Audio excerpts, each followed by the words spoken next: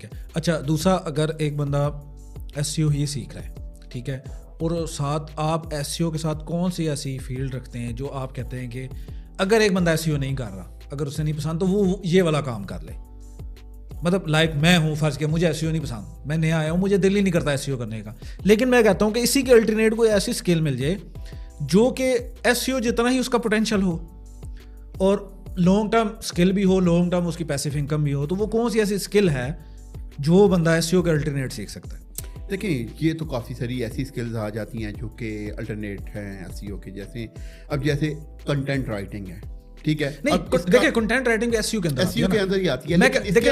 Development ہے, web development ہے, یہ کنٹینٹ رائٹنگ کے اندر وہ سوری ایس سی او کے نہیں آتی, یہ اس کی الٹرنیٹیو ہے, یا اس کے جسے کہتے ہیں نا اس سے ٹوٹلی چینج ہے.